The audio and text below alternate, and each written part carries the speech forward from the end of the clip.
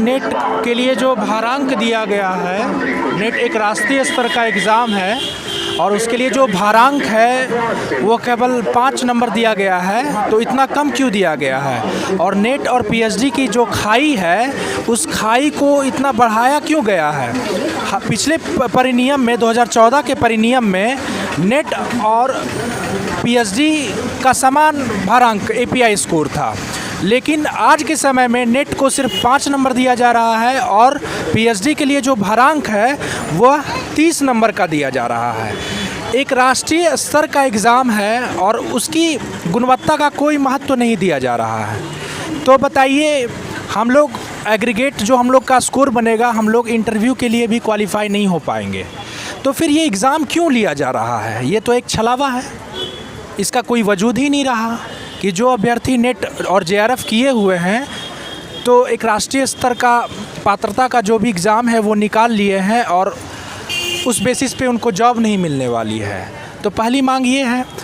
और जहाँ तक गुणवत्ता की बात है तो गुणवत्ता में नेट को कंपलसरी किया जाना चाहिए और पीएचडी जो अभ्यर्थी किए गए हैं, क्योंकि आजकल पीएचडी गलत माध्यम से भी हासिल किया जा रहा है, पैसे से भी ख़रीदा जा रहा है। मैं पीएचडी के ख़िलाफ़ नहीं हूँ, लेकिन जो नेट है, अगर कोई व्यक्ति नेट और पीएचडी दोनों है तो उससे बेहतर गुणवत्ता शिक्षा में आ ही नहीं सकती है, क्योंकि एक तरफ वो राष्ट्रीय स्तर का एग्ज़ाम निकाले हुए हैं और दूसरी तरफ वो पीएचडी किए हुए हैं। तो दूसरी बात, नेट को कंपलसरी किया जाए। हम लोगों की मांग है कि राष्ट्रीय पात्रता परीक्षा यानी कि जिसको अंग्रेजी में नेशनल एलिजिबिलिटी टेस्ट कहते हैं, उनको भी समान अवसर दिया जाए।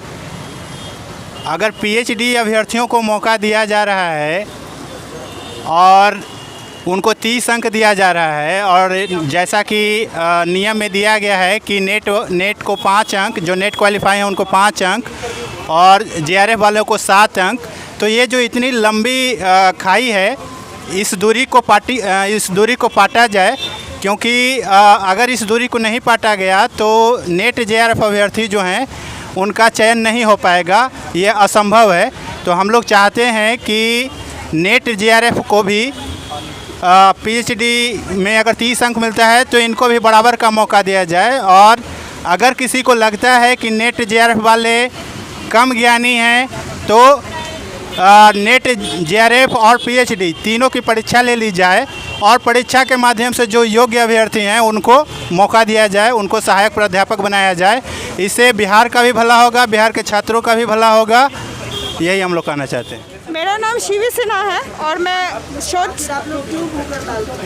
हम लोग भूख हड़ताल पर इसलिए है क्योंकि जो ये नियमावली निकली है बिहार सरकार द्वारा, हम लोग सरकार के खिलाफ नहीं बोल रहे हैं, लेकिन जो अन्याय हमारे साथ हो रहा है उसके खिलाफ बोल रहे हैं। हम चाहते हैं कि हमारी सरकार हम लोग जो इतने सारे युवा हैं उनके प्रतिभा को पहचाने। हम लोग यहाँ पे जितने भी बैठे हुए हैं सभी जो है एक राष्ट्रीय स्तरीय परीक्षा पास करके यहाँ बैठे हुए हैं।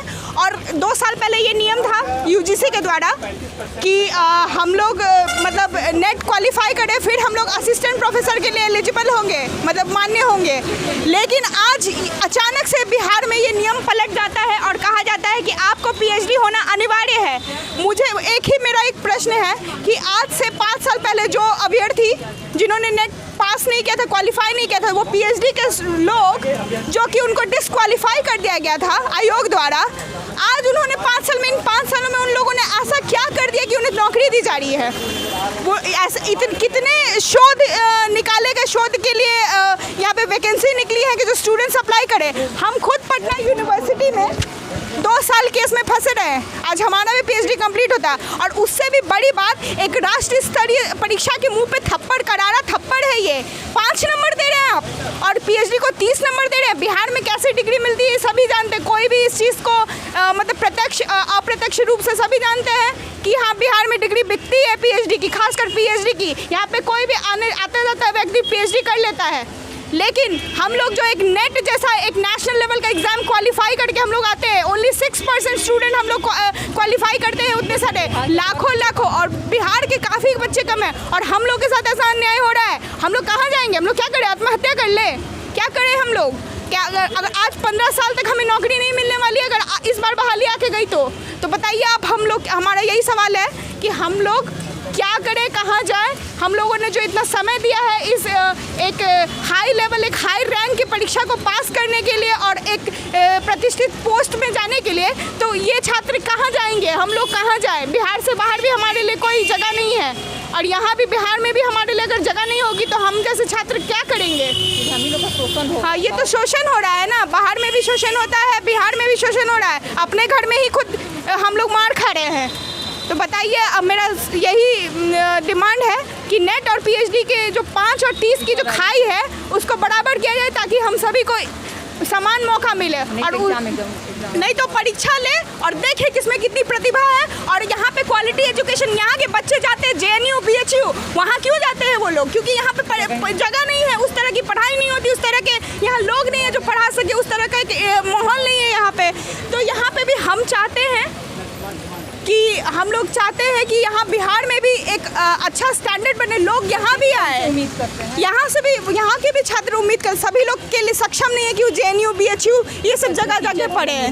हम भी चाह रहे हैं कि हमें अच्छे स्तर के शिक्षक मिले, और जो एक मापदंड रखा गया है नेट के द्वारा कि आपको क्वालिटी एजुकेशन दिया जाए, आप उसका सम्मान करें। मेरी यही विनती है सरकार से कि वो इस चीज़ का सम्मान करें और परीक्षा के द्वारा बहाली करवाएं, या फिर खाई को कम किया जाए, हमें भी मौका दिया जाए। हम एक राष्ट्रीय स्तरीय परीक्षा पास करके आ रहे हैं, हम लोग ऐसे वैसे छात्र नहीं है कि यूं ही आ गए हैं, PhD कर रहे हैं, चल रहा है। हम लोग परीक्षा पास करके आते हैं, तो हमारे इस एक राष्ट्रीय स्तरीय परीक्षा का सम्मान करें।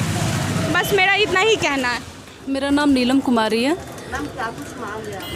जी। मेरा ये डिमांड है कि यहाँ पे जो महिला आरक्षण जो दिया जा रहा है, चूँकि आरक्षण राज्य इसलिए देती है ताकि राज्य का उत्थान हो सके, लेकिन यहाँ पे जो महिला आरक्षण 35% जो दिया जा रहा है, वो आरक्षण जो है सभी के लिए ओपन है। कोई भी स्टेट की महिला यहाँ पे आ सकती है और उनको इसका लाभ मिलेगा। मैं सरकार से यही मांग करती हूँ कि ये आरक्षण जो है बस बिहार की महिलाओं को ही इसका लाभ मिले।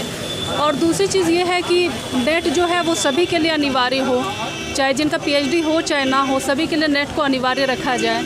और दूसरी चीज़ ये है कि नेट और PhD के बीच का जो गैप है उसको कम किया जाए।